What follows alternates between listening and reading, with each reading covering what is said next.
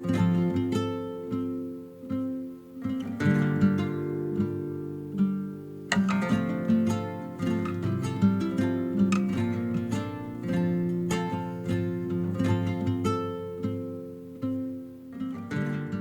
was Gilroy like?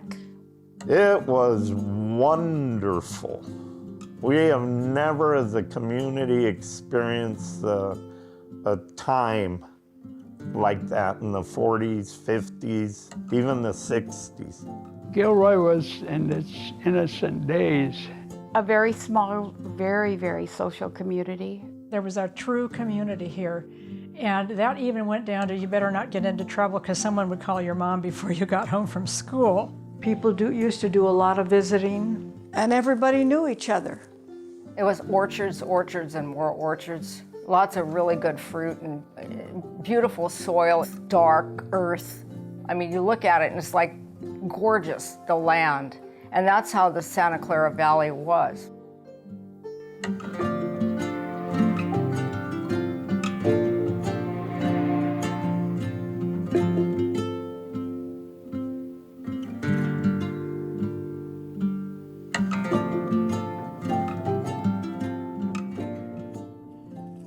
My name is Edward Barratt Sanchez. My nickname in high school was Eddie. I was born in Williams, Arizona on June 20th, 1933. A very good year. My name is Barbara Rizzi Drewitz. I was born here in Gilroy, in Mrs. Qualley's maternity home on Hannah Street, and I've lived here all my life. My name is Viola May Felice Carr. I was born January 28, 1935, in Gilroy. I was born and raised here in Gilroy. I'm Anita Sciutto. I was born in 1938 at Wheeler Hospital in Gilroy. My nurse was Mrs. Qualley, and my doctor was Dr. Schmidt. And when I had my first daughter in 1962, Mrs. Qualley was still there. My name is Elizabeth Ronald Barratt. I was born on March 28, 1943 in San Francisco. I'm Carol Peters, and my birth date is August 29th, 1943. And I was born in San Jose, but my mother lived here, and her family didn't trust the doctors. So I was just there to be born. So I've been here all my life, basically. I was born and raised here in Gilroy. My name is Herman Garcia. I was born December 8th, 1947, right here in the old Wheeler Hospital. Well, my dad was from Zacatecas, Mexico, and my mom was from Pueblo, Mexico, and they met in Arizona, and that's where they wed. My dad was told that work over here was plentiful and that all the family could work picking prunes. We landed in the Rucker district with the Nisi family, the Imagawas. Me and the little boys played cowboys and Indians. And of course, they were the cowboys, we were the Indians, but we had a lot of fun. We moved frequently because my dad followed the crops. Mostly we lived in the orchards with tents. When we lived in San Martin, we lived across the Llagas River. And one year it flooded. And so when we woke up, the pigs were in our tent, you know, and we were up to here with mud, but we survived. Then we moved to Gilroy, 282 North Eagle Berry Street. That's where we first had electricity and indoor plumbing. I remember when they told us it had indoor, ooh, can you imagine? Ooh, indoor plumbing, you know. But we got used to it, you know. We got used to it. It was a novelty then, you know, at least to us, to say, oh, wow. Well, my father was born in Italy. He came to the United States. My mother was born in Illinois. He was a full-blooded Italian. My mother was full-blooded Irish. And they got together. They lived in Colorado for a while. and then they moved to California. I was one of 9. My parents had a set of twins, and one of the little boys died at 4 months, so that was it. So they raised 8. But we grew up in a house, 2 bedrooms and 1 bath, and the 1 bedroom with the 4 boys slept in. So my sister and I, we slept all over. We slept on the couch in my parents' room. We slept on the couch in the living room. It's just different, you know, just different. They were married in Italy, yes. A little town called Donici in Cosenza.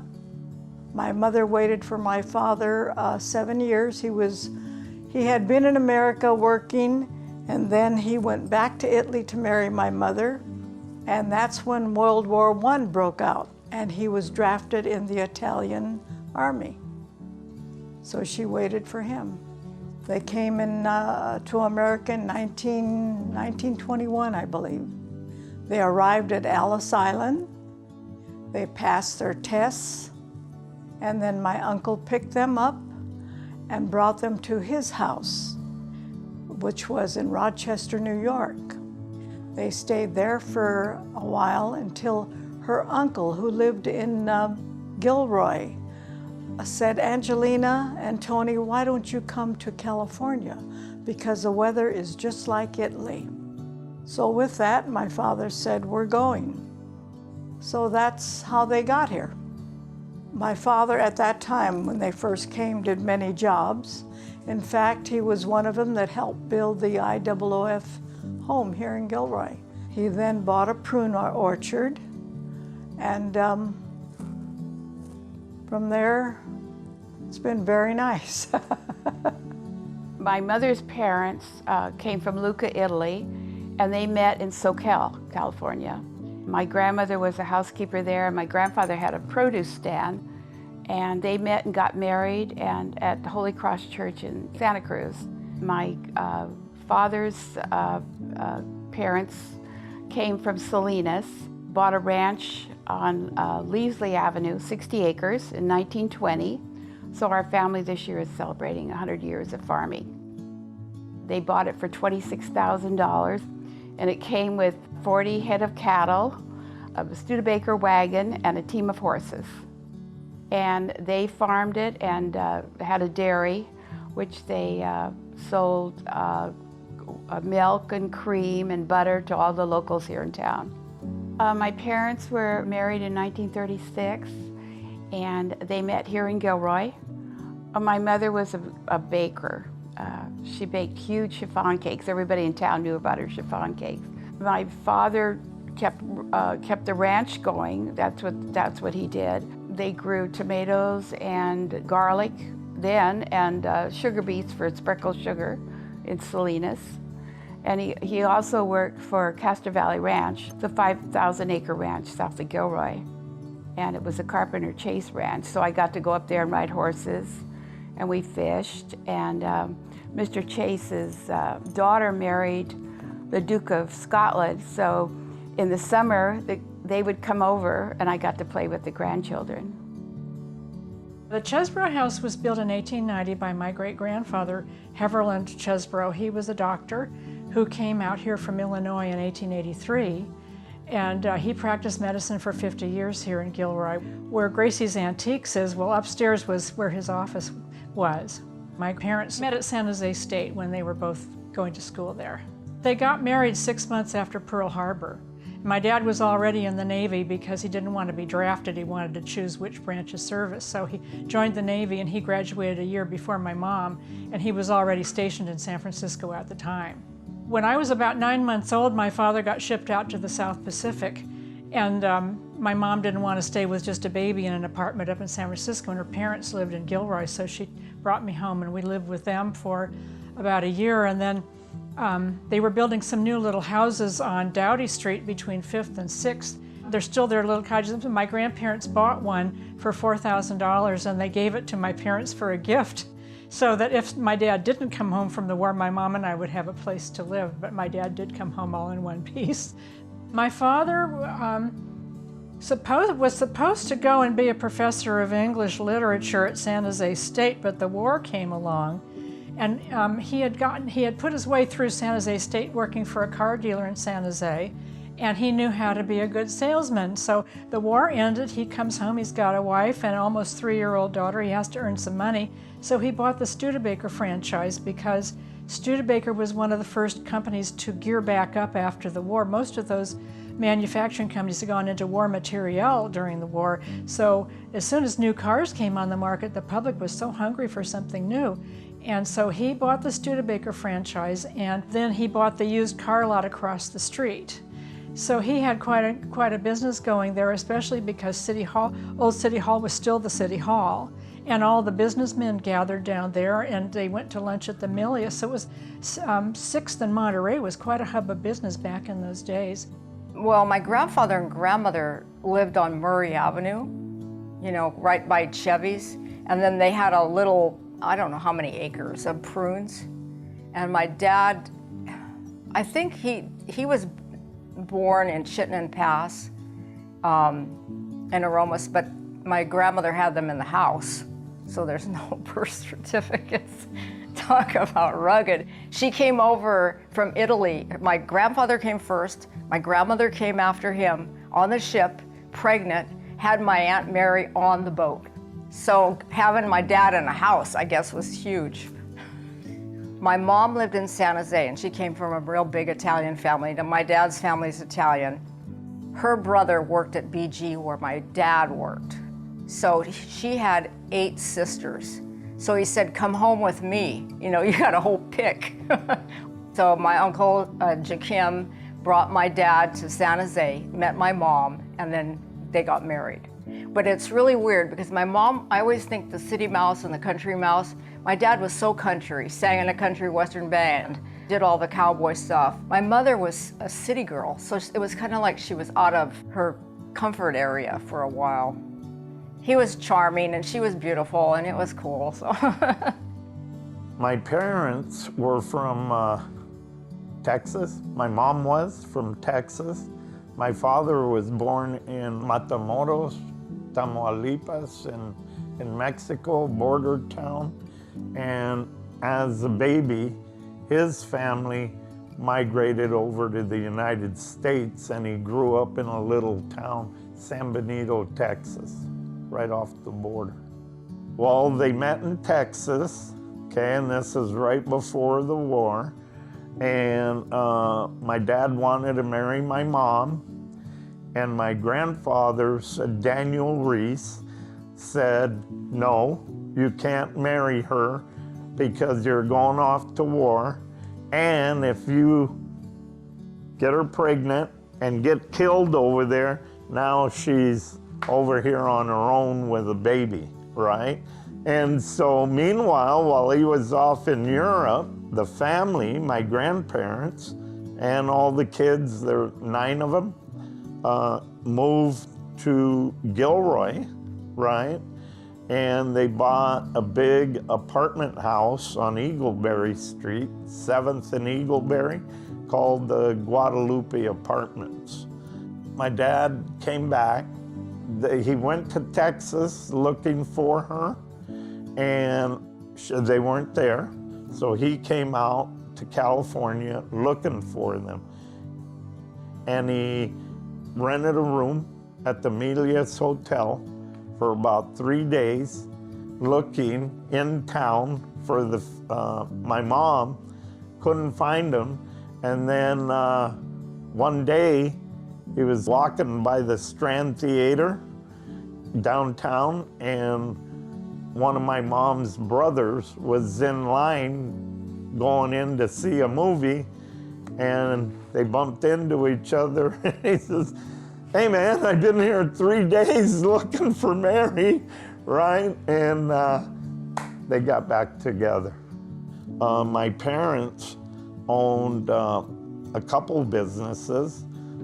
At first, they opened what was called then the post office market, and they worked that for a while, and then they bought what was Garcia's Club and Restaurant on Monterey Street. When we got here, the sign that says that gives the population said 3,000. And so that was a very, very nice place to be in. Our parents went through a depression, so we had to keep everything a simple life and resourcefully and creatively. It was very rural. We'd ride our bikes everywhere. I mean, my parents didn't, as long as I was home by a certain time, it was so safe. And I remember when I first got my first bike, I was able to ride to New Gilroy Bakery. My mother would call Mary Perzoli and tell her I was coming to get the bread, and then Mary would call my mother back to tell her that I was on my way home. Gilroy, when we delivered the paper, there were no cars parked on the street. Absolutely none. You know, we could zigzag and not fear being hit. Well, what I like to do, we used to play in the streets. In the middle of the street, we played kick the can and stuff like that. I like to do that. We played hide and seek. So we all played together out on the sidewalk, and there was a fire whistle at noon from the fire department on 5th Street, and then there was a fire whistle at 5, and that governed our life in addition to the whistle at the cannery, the Felice and Pirelli cannery. So that's before school age. We would play until either the noon fire whistle would go off, and then by the 5 o'clock whistle, we knew we had to come in and get ready for dinner. So our lives were kind of organized around that. And another thing that was interesting in Gilroy, when we had a fire, I remember there was a code that they mailed to you, and the horn would blow, and if it was at 35 or something, you knew it was on Eagleberry and 6th Street. That was always a fun thing. You know, everybody in town knew where the fires were. So when we were young, yeah, we'd walk all over. We'd go down to cut cots, pick prunes on 6th Street. We'd go down the creek. We'd go a lot of places when we could. Mama didn't really know everything we were gonna do, but. As the war ended and the men came home, families grew. And we had a lot of kids on the block. Mrs. Ebaugh, Dr. Ebaugh, the veterinarian's wife, they lived right around the corner, and she said one time she counted 43 children in one square block. The only street when I was growing up, was Prince Valley, and there were no streets after that west. It was all orchards, etc. So that's how it was. And then the streets, residential streets, actually stopped on 6th Street. And it was a prune orchard, and we picked prunes at that orchard, and there was apricots too growing. So we picked prunes and we cut cots. We walked over, where Christmas Hill is now. We cut cots in there. When we get older, we all had to cut apricots. I went when I could stand on a box. That's how young I was. We lived on a ranch. Well, in those days it was called a ranch. It was a farm, a prune farm. I learned to drive when I was 7 years old in the orchard. It was a Model T Ford flatbed. I called it a putt-putt. Anyway, I drove the truck in the orchard. My father had prune pickers, and when they picked prunes, they had boxes to put the prunes in, and once that box was full, then the prune pickers would stack the boxes at the end of a row. That's when I came into play. I had to drive the truck. And my brothers and my father would pick the boxes up and load them onto the back of the flatbed truck. For me, that was fun. My mom would tell us, okay, when you, my sister and my brother, and I, as soon as you pick a ton, which are 40 boxes, you can play the rest of the time. And of course, whatever time we finished, we had 2 or 3 boxes left. No, there's 2 boxes missing, there's 1 box missing. And by that time, it was 5 to 5, or time to go home. My mother was very intelligent. She knew how to handle us. Then once the prunes were picked, before we got a dehydrator, which was, they dried the prunes, we used to lay them on trays. Those trays had to be carried to a field to dry in the sun. So that's when I got to drive the truck again. We had a lot of animals. We had a horse, we had a cow, we had a bunch of chickens. Getting the eggs out of the chickens, that used to freak me out. Reach under the chicken, you know.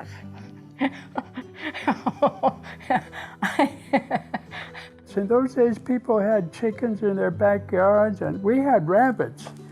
And boy, did they grow. But I had to clean out their doo-doo, you know, and every Saturday I had to do that, and I hated that. But when they cooked them, they were okay. I used to babysit when I was 10. I wasn't a good babysitter because there were a couple times when the parents came home, they had to climb through a window because I had fallen asleep. They couldn't wake me up. So I wasn't a very good babysitter, and I probably didn't get too many jobs after that. But I was just a kid. I was 10 years old or 11 years old, you know. I was about 11 when Al Betancourt hired me. He had a grocery store at the corner of 3rd and Monterey.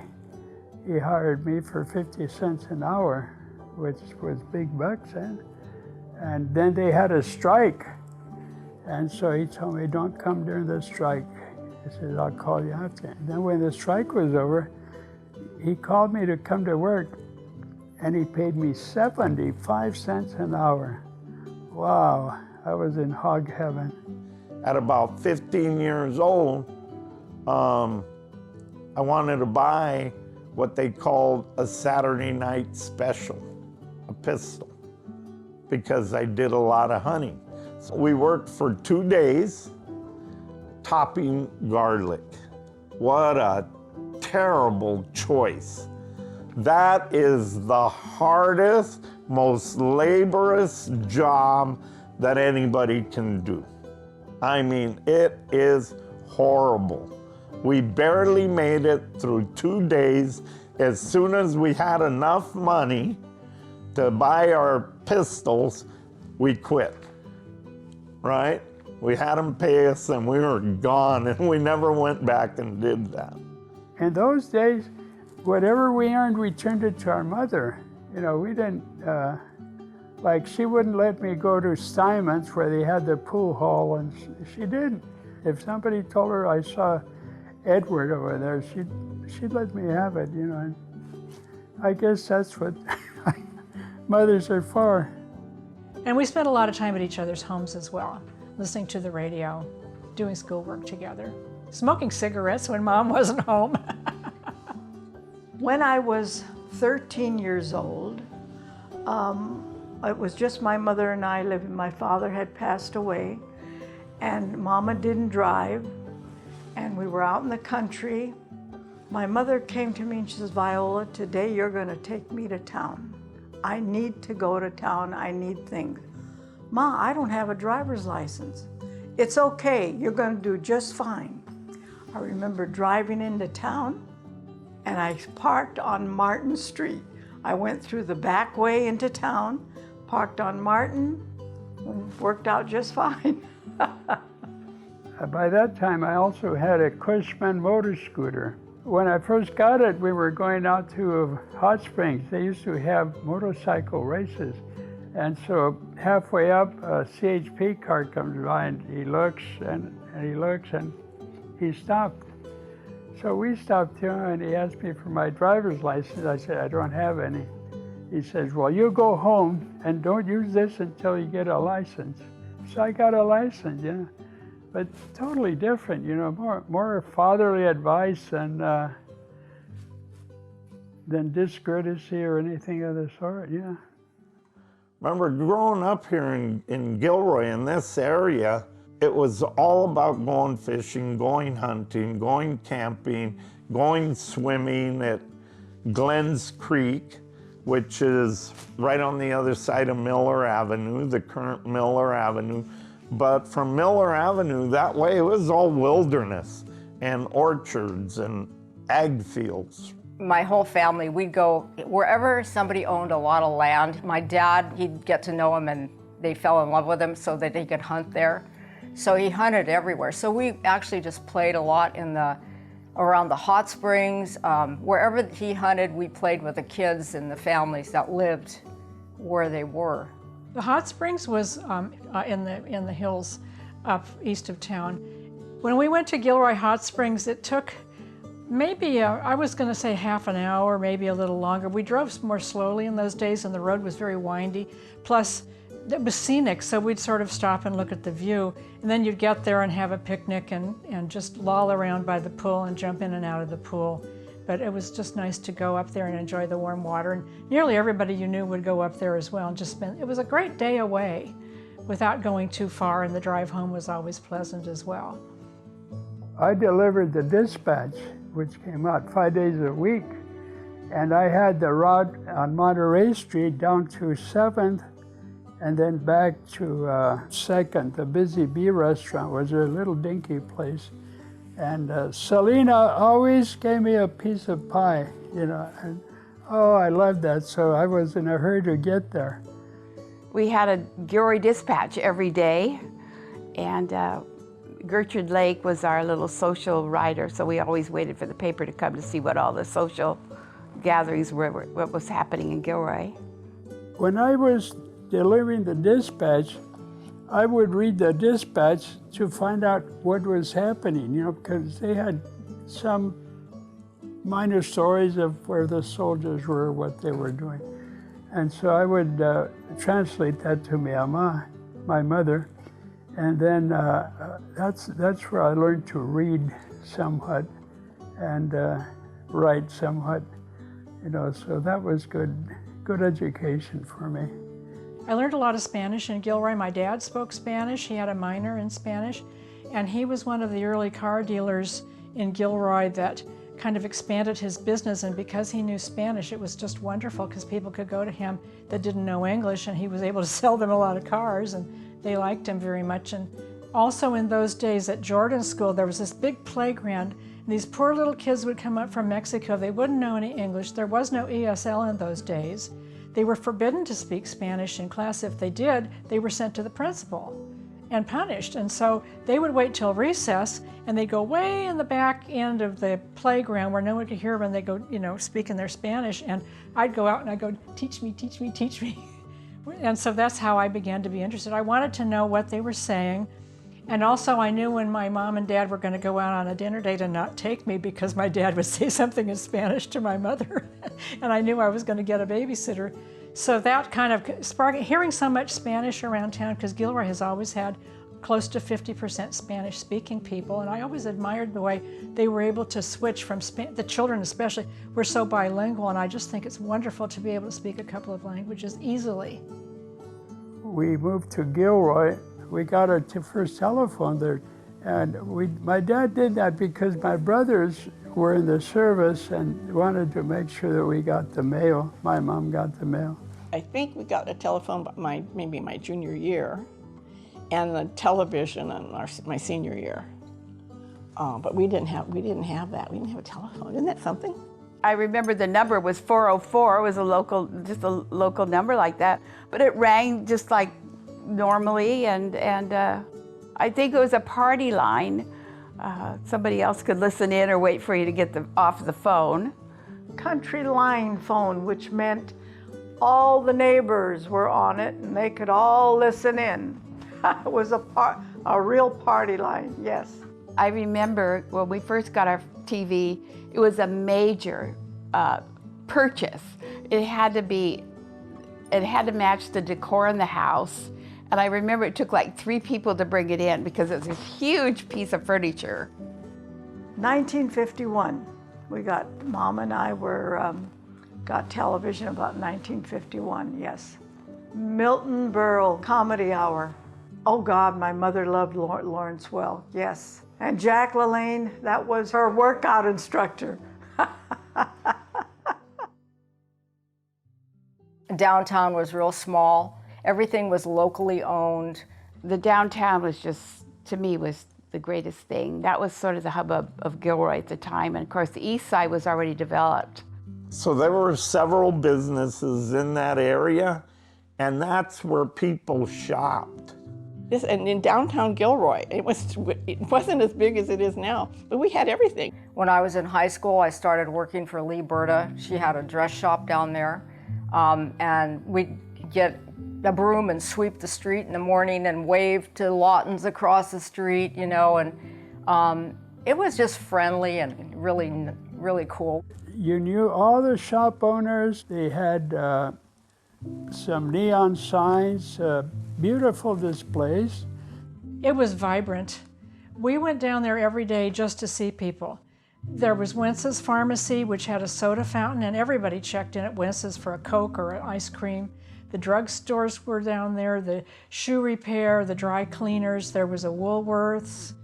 Montgomery Ward was our department store. As a kid, I'm sure that was the only department store.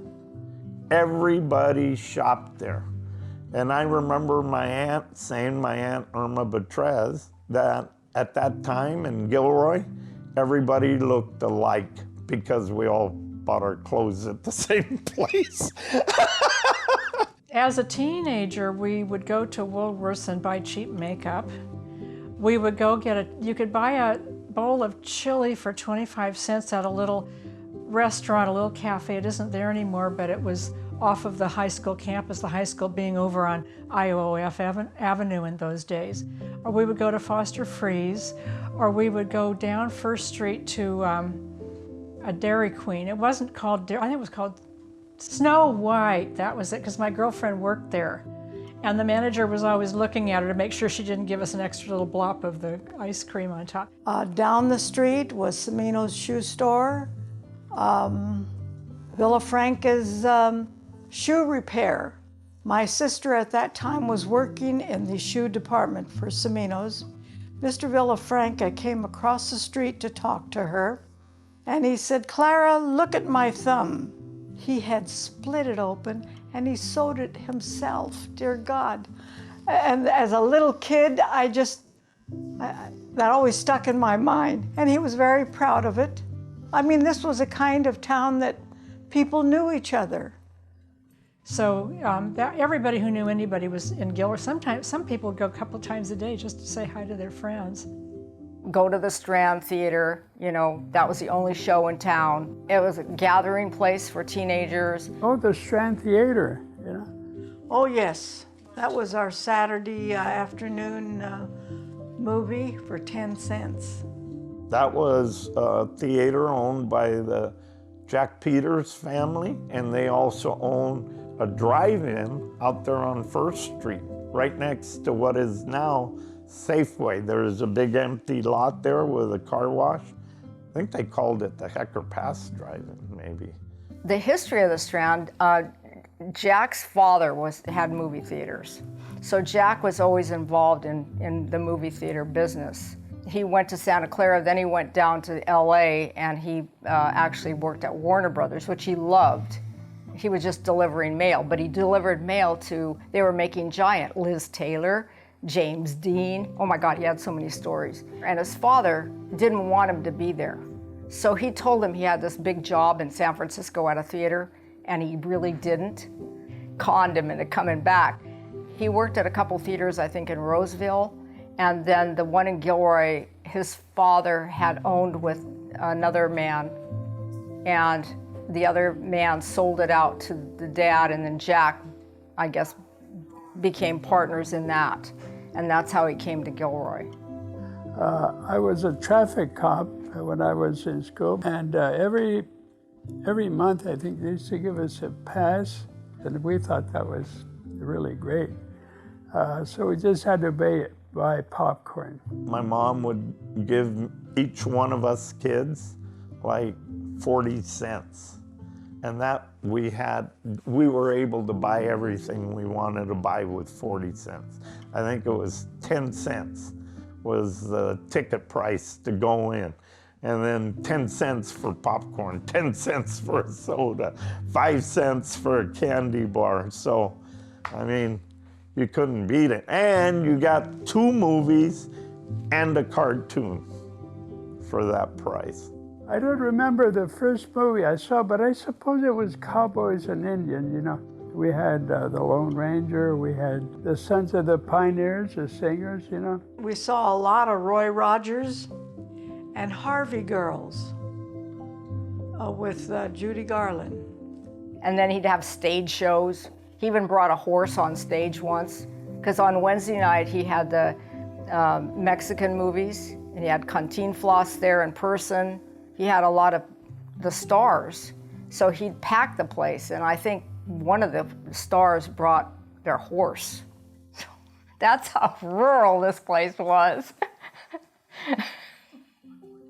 One thing about Gilroy is everybody kind of likes to be together. It's like a big family. You know, whatever's going on, there's volunteers, which is amazing. Our town, I think, is amazing. I did a lot with Parks and Rec. I was on Parks and Rec Commission for 6 years. Loved the parks that we have in Gilroy and used them all. All 5 of us played baseball, so we were all involved in the parks, my family. My mom she was a stay-at-home mom, and she was very active in a lot of community things. Our family belonged to St. Stephen's Church, and she was one of the early members of the Gilroy Historical Society. She and Armand White kind of powwowed, and a few other people to get the Historical Society started. And at one point they were going to tear down Old City Hall and turn it into a parking lot. And she went to all the city council meetings, and even her family said, "You're starting to embarrass us," because she'd go down and just pound the desk and say, "You've got to save history." Well, we had Gymkhana days. First we used to have just the rodeos, and then we started having the parade. Lee Berta, who owned the dress shop, was talking to George Milius, and the two of them actually started the Bonanza Days. They got together, I remember them discussing the name, how they were going to name it and what was going to happen, and you know, they had all kinds of things going on, but most of the focus was on this big parade.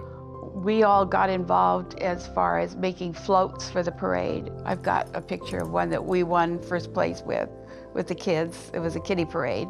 It was something to do, and it brought in people from all over. So there was Gymkhana, Bonanza Days, and then Gilroy Garlic Festival. Somebody came up with the idea of doing a garlic festival. So we got involved. The first year we built our booth down at it was a Curly Ranch, I think at the time, and some kind of a little narrow, we ended up making some food. I don't even remember what it was, but it was like, it's not gonna ever happen again. Let's just do it this year, and look where we're at today. I did volunteer at the Garlic Festival too. It was a fun place to go, you know. It was quite a support for Gilroy. And when we first started, we started doing, the recipes would come in.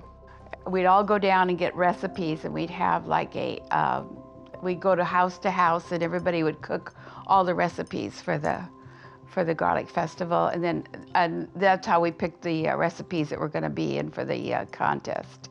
And then it moved out to the park, and we were always involved in that with a cook-off stage. And the Gilroy Garlic Festival has always been the thread in the community. Just a good time. I mean, just like a big family reunion where everybody's out there and eating and talking, and continued that way, just got bigger, bigger, bigger.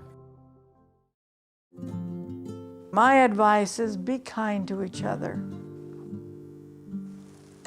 and try to enjoy life, because you know what? It goes by so fast. I'm 85 or 85 and a half now. And how did I get here? Where'd the time go? So that's my advice. Just have fun, but be good. When your family talks about the old days, listen to them. Ask them to write it down if you can record. I mean, it's real easy today. You've got your iPhone, you can just record. But before they lose their marbles, ask them to help you remember, and ask them to remember lots of questions to pass on, because it's really important to preserve your history, to keep the old stories, and keep the funny ones especially, and keep the risque stories too. No, I had a good life. Even though we were poor, my parents worked hard, I had a good life. I had a wonderful family. And as I do today, I have a wonderful family. Beautiful grandchildren, beautiful great-grandchildren. Well, I'm pleased. Well, I would probably tell them to love their mother and father and to pray for their children. I think that sums it up as much as, yeah. We have to leave it like we found it for the next generation. It's very important that everybody work together to improve our quality of life. I think the main thing I would say to anybody is just follow your heart. If you feel something in your heart that's right, just go with it, because a lot of times the opportunity is not going to be there.